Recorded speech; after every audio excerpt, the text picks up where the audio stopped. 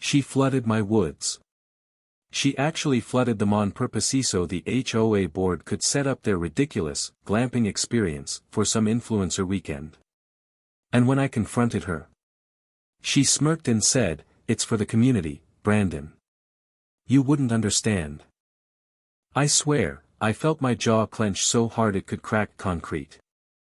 That land had been in my family for 3 generations. Oak trees older than the town itself, trails I walked with my late father, and nesting grounds for herons and frogs in spring. Karen didn't just flood land, she drowned memories, ecosystems, peace. I stood at the edge of my property, boots squelching in 6 inches of murky water that used to be a fern-covered trail. Tents popped up like an invasive species, massive white domes with fairy lights and portable fire pits. I saw teenagers sipping sparkling cider on inflatable loungers. One even said, "Wow, nature smells weird. Lord, help me." I marched straight up to the main tent, Karen's tent, of course, where she was directing 2 poor landscapers to adjust the LED uplighting for better ambience. She saw me coming and didn't even flinch. Well, Brandon," she sang, fake sweet as saccharin. "Enjoying the community upgrade? What the hell did you do to my land, Karen?" She didn't even blink. "Technically, the water overflowed naturally. Maybe you should have kept your drainage system up to code." My drainage system? My drainage system? I gritted my teeth. "I've got soil reports, GPS surveys, and a 20-year flood record that says you're full of crap." She shrugged, waved her clipboard like it was a royal decree. "You can talk to the board. Or better yet, take it up in court. But spoiler alert. We've got lawyers, honey." Oh. Oh no. She really said that. I backed away, stunned but not defeated.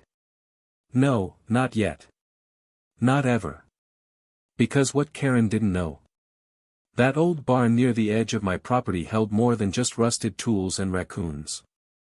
Inside, tucked behind a false wall, was the manual control to the original irrigation spillway built before the town was even chartered.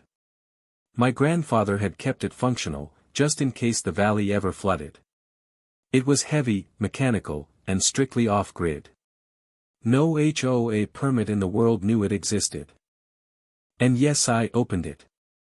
That night, while Karen and her board toasted themselves with champagne and goat cheese under string lights, I waded through knee-deep water, unlocked the rusted gate, and heaved the lever down with every ounce of generational vengeance in my bones. Chunk. Groyan. SSH. The water surged out like a freed animal, racing down the natural ravine it once called home. You should have seen those tents collapsing like soggy paper bags. Folding chairs floated past like lost souls. Someone screamed about their iPad. By dawn, it was done. The forest breathed again. But of course, Karen didn't take it lying down. 2 days later, I got a lawsuit. She accused me of sabotage, of environmental terrorism, her words, and even claimed I forged documents about the property line. She handed over fake surveys, doctored emails, and filed them in small claims with all the smugness of a cat knocking over a vase. Except, she messed up.